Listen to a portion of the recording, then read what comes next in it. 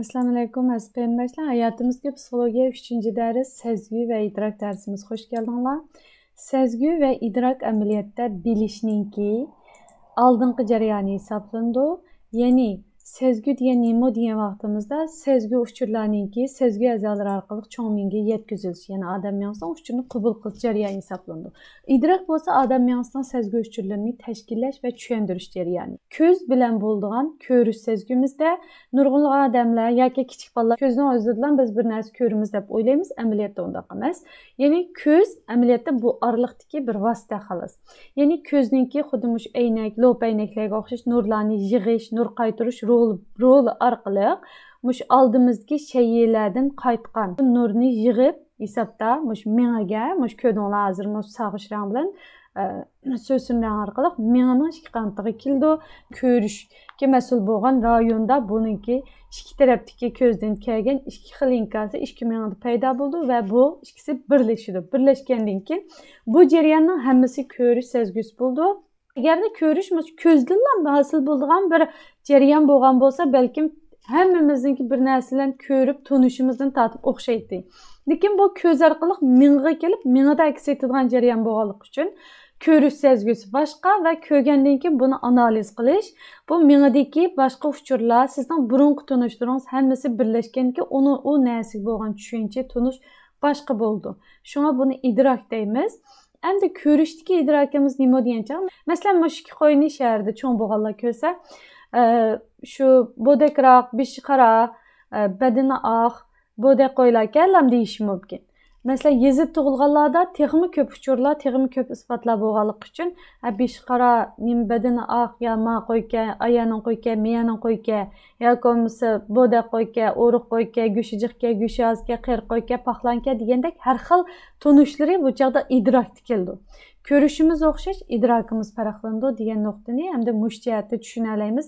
Hamda quloq bilan amalga oshadigan anglash sezgisi. Anglashmi mush quloq mishadil bo'lmaydi. Ya'ni anglashmi mush o'ng-so'l quloqdan kirgan ovoz to'lqinlari mush quloq yo'lidan mangandan keyin naga keldi. Mana dal mush majariyalarda hamda o'tib eng oxiri kelganda mush qululsiman mush yerga keldi. Kelgandan keyin bu yerda bir elektr to'lqiniga aylandi. Aylangandan keyin ko'rgan bo'lsanglar, mana miyaga tutishadigan ma ko'k ranglik nervlarninki uchi mush qululsiman yerga chetilib. Mush yerdan ondan keyin bu bir to'lqin signal shu nimalarga aylangandan keyin nervlarga boradigan signalga aylangandan keyin nervga kirdi va nervdagi mush nerv orqali nervlar orqali nimaga keldi? Miyaga keldi. Ve miyaga kelgandan keyin bu jarayon bay deganimizdek anglash sezgisi ve miyaga kelgandan keyin aslida bizda bor bo'lgan tunishtirimiz orqali buning ma'nosining ovozi va onasining ovozini farqlantira olamiz. Masalan, biz bir maktabdan endi o'tib ketib dang dang dang ovozini anglasak, onun maktab ekanligini bildigan odam bo'lsa, ha bu maktabda chilinayotgan qo'ng'iroqning ovozi ekan deb manda o'ylaydi. Lekin u yerda maktabning simasini ko'rmagan yoki bu yerda maktab borligini bilmagan boshqa odam bo'lsa, bu yerda cherkov bormi, nima deb manda o'ylashi mumkin. Amaliyotda anglagan ovozimiz o'xshash, lekin idrokimiz o'xshamaydi. Endi burun bilan amalga oshirgani purash sezgisi. Purash sezgisi tashqi burundan bo'lmaydi. Ya'ni tashqi burundan puraymiz, undan keyin ig'iz bo'shligida, ig'izdanmi kirgan bir qism puroqlar yoki ig'izda yeyilayotgan yemeklikdagi puroqning narsining puruqi ig'iz bo'shligidan, shu burun, ig'iz ma bo'shliqlarimiz bir qo'yam 5 a'zo. Mushu bo'shliq orqali yana shu ustiga keldi va ustidagi miyaga tutishadigan nervlar bor joydan shu nervlardan qubullanib, undan keyin yana miyaga bordi. Bu jarayon, shu bo'shliqdagi jarayon purash sezgisi bo'lsa, miyaga borgandan keyin bu nima bo'ldi? Bu yana idrok bo'ldi. Masalan, tam sezgisi bilan birlashtirib etsak, til bilan amalga oshirgani tetish sezgisi bo'lsa, masalan, nurg'un odamlar masalan bir narsalarning ta'mini tilimizni tetisaqla tetiy olamiz deb qaraydi. Masalan, bir tetib bilan sho'rpa yoki bir tamaqlarning suyini tetibdan, ha maniki qirmichichi qo'yib ketibdi, ya maniki kavavuchinchi qo'yib ketibdi, ya ziri sazib qolibdi degandek ta'mini tetib chiqara oladigan odamlar bor. Bu hargiz til bilan amalga oshmaydi. Til ve kögen misallar tilini aldığındaki tuzluq, yeşikindeki tatlıq, onun yenideki küçük, onun üstündeki açıqını sizdiğen qobulluğu işler bilen birge yine bayıqı şu puraş. Puraşninki kögen misallar ig'izga kirgan narsalarninki puruqimi yana shu purash boshliqiga keldi. Kelgandiki bu purash sezimi bilan ma'vu tildan ilingan təmsizmi birləşkəndən ki, bizninki özümüzdə payda bolğan idrakimizdəki təmsiz, təmgi bolğan düşüncimiz onundakı əməl yaşıdı. Faqat yeməydiğən doğrularımızı ya içəməydiğən nəsrimizni burunlamışda etibilib durub yeyişninki asas şu. Çünki bir qism sezgimiz şunun bilan yo'qolib ketadi.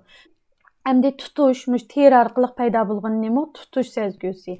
Bu tutuş sezgisi terinin astidagi kichik ko'rgan misollar uzunchoq mana shoxlarga o'xshab nervlarning uchiga qobullig'ishlardan har xil mushtaq signallar keldi va bu signal mingga kelgandan keyin uningki bu yerda paydo bo'lgan narsaniki, masalan, yumshoq narsa, qattiq narsa, rohat narsa degandek inkoslar mingdagi bilishimiz bilan aralashgandan keyin shuning bilan bizda bir ashnasi bo'lgan tushuncha hosil bo'ldi.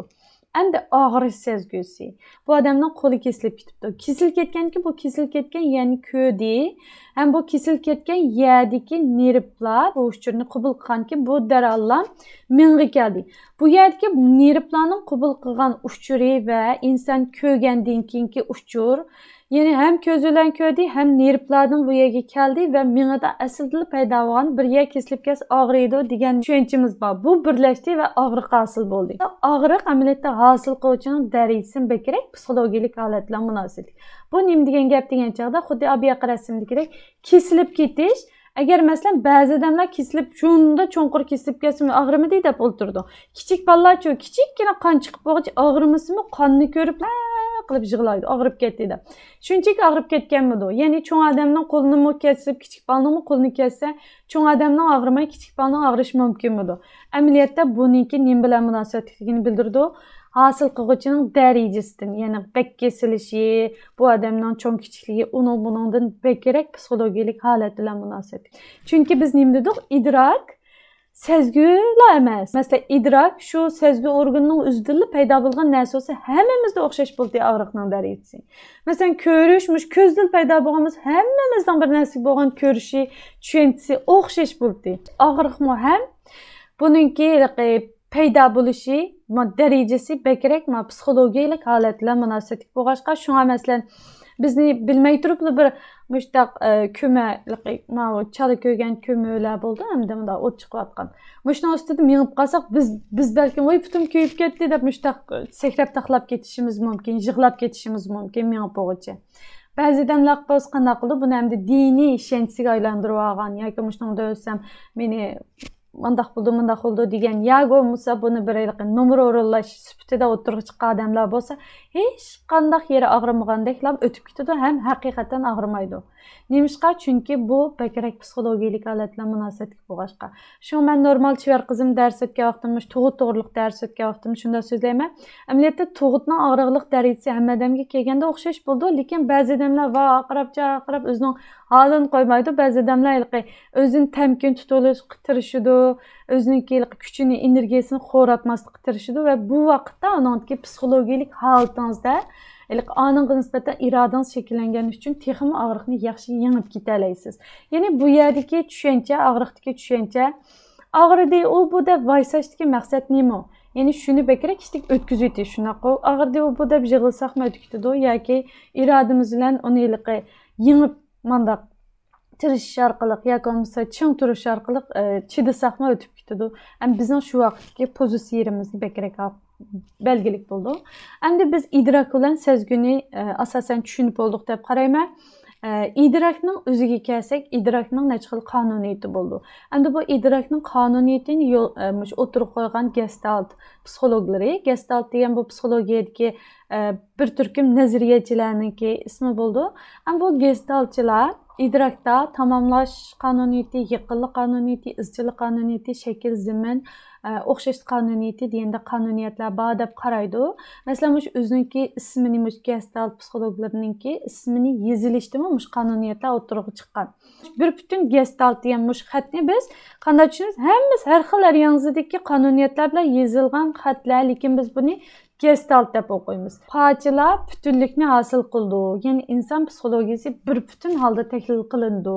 Ya'ni parcha har qanday ushaq parchalarmi uning bir butunligiga ta'sir ko'rsatdi yoki bir butunlikni tashkil qildi deydigan mushtaq bir nazariyasi bor. Endi buningki birinchisiga kelsak, shakl taglik qonuniyati, ya'ni shakl zamin qonuniyati, shakl taglik qonuniyati desak bo'ldi.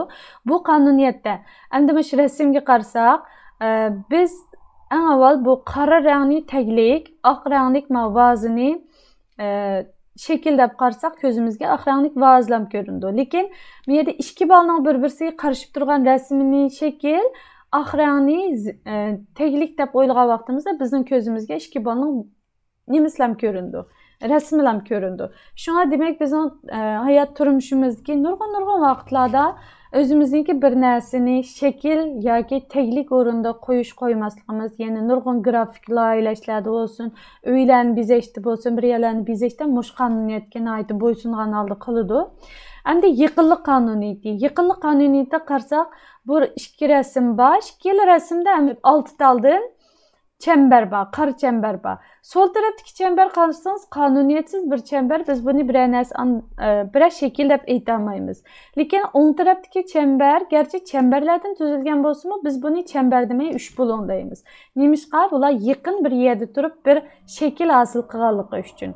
Shunga biz buni hayotimizdagi insonlar hayotiga tatbiqlasak, biz hayotimizda amaliyot masalan mushu yaqin tursa, qancha insonlar, qancha millat holatida, ummat holatida qancha birlashsa, qancha yaqin tursa bir ma'nilik bo'lgan bir shakl yarata oladiganligini, ma'nilik bo'lgan bir hayotni yashay oladiganligini kuchlantirdi. Qancha chiroyli qilib ketding çember altыңızda, lekin bir yerda turmusangiz, bir butun altыңızda qaraganda sizdan hech nima chiqmaydi. Masalan, Uyg'urlarning hayotiga tatbiqlasak, Uyg'urlarning siyosatiga, Uyg'urlarning siyosiy yo'liga tatbiqlasak shu.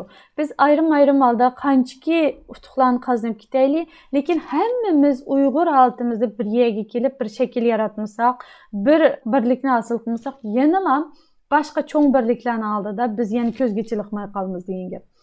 Endi o'xshashlik qonuniyati. O'xshashlik qonuniyati qarasak, bu yerda nurg'un çemberlarning orasida kvadratlarni ko'rdik va biz hozir bu kvadratlar bilan çemberlarni birlikda tahlil qilmasdan faqat kvadratlarni nima deb qaradik, ya'ni uchta qora kvadratlarning birlashgan cho'ng qora kvadratni ko'ryapmiz ko'zimizda. Hozir mana çemberlar jiq ko'rinmadi. Nemishqa? Kvadratlarning hammasi o'xshash va bir yerga kelganligi uchun. Yana insonlarning hayotiga tatbiqlasak nimani deb bilaymiz degan vaqtda bir yerga kelgan va o'xshash narsalar bir tahlil qilindi. Bir holda tahlil qilindi va abiyaqiy ma'u yiqinlik qonuniyati va o'xshashlik qonuniyatini bir holda tahlil qilsak, kim bilan birga bo'lsang shunga o'xshash bo'lib qolsa deganga o'xshash. Masalan, insonlar yaxshi odam bilan birga bo'lgan vaqtida unimi boshqalar yaxshi deb taniydi. Shundaqo, ko'rganda, ko'rish sezgusida yaxshi bir odamni ko'rdi va uning yendiki odamni ko'rdi. Idrok qildi, ha, ma odam yaxshi, yendiki odam yaxshi degandek idrok qildi. Ko'rish sezgusida yaxshi eski bir odam bilan tanımaydigan bir odam mandi, idrokida qanday bo'ldi? Ma odam eski o'g'anligi uchun yendiki odamni eski degan bir tushunishni o'tirib chiqadi. Demak, biz har qanday vaqtda bilmagan odamimizga yaqinlik jihati bo'lsin, o'xshashlik qonuniyati jihati bo'lsin, cho'qim diqqat qilishimiz kerak ekan. Endi tamomlash qonuniyati. Tamomlash qonuniyati mo grafiklarda, loyihalashlarda bekchi qo'lindi. Mush rasmlarda yandagi toshqanning rasmi bo'lsin, turnining rasmi bo'lsin, turnining rasmida turnining o'zining sizg'ini yo'q. Eng o'ng tarafdagi rasmda C harfining o'zining yozg'ini yo'q, lekin biz qanday qilamiz? Biz buni ko'rish sezgimizda mushta bir narsa ko'rdik va idrokimizda nima hosil bo'ldi? Özümüz tamamladık. C'ni özümüz tamamladık. Turnini özümüz tamamladık. Ma'u toshqanning nimasini, rasmini özümüz tamamladık. Demek bizde bir azaldan bo'lgan tushunchalarimiz bilan shuni birlashtirish orqali biz buningki nima ekanligini tamomlab chiqardik. Va kerak tushungan vaqtimizda idrokningki tanlışı degan bir mazmun o'tirib chiqadi. İdrak əməliyyatda nurg'un narsalarni tanlaydi. Sezgi nima tanlamaydi? Chunki sezgi a'zolarimizdan har qanday narsa biz xohlayli yoki xohlamayli bizning miyamizga kirib turdi bu uchurlarcha. Anlash sezgimiz. Mesela qulog'imizni itib olmag'icha sirtki mashinaning manga ovozi, boshqalarimizga gap qilgan ovozi, yana bir telefonimizga kelgan uchur hamma narsa quloqdan kirdi. Endi bu chog'da idrokda agar tanlash bo'lmasa, idrok shu ilingan uchurlarning, ko'z bilan ko'rgan uchurlarning, quloq bilan anglagan, qo'l bilan tutgan, og'iz bilan tetgan uchurning hammani idrok qilgan bo'lsa, inson shunchalik yerib ketadi va inson yashamaydi. Bu chog'da idrokning tanlashi o'tirg'i chiqadi va idrokning tanlashi degan nima? Diqqat. İnşallah biz kelar qitimliq darsimizda diqqatning nima ekanligi, kundalik qilayotgan ishlarimizda bo'lsin, ibodatlarimizda bo'lsin, nimashqa diqqatimiz yig'olmaydiganligimiz, nimashqa nurg'un ishlarda biz huzur ololmaydiganligimizning sababi nima? Shu diqqatni takror qilish orqali tushunamiz. İnşallah kelar soatlik darsimizga sizlarni saqlaymiz. Hammanglar o'zinglarni asranglar. Allohga emanet.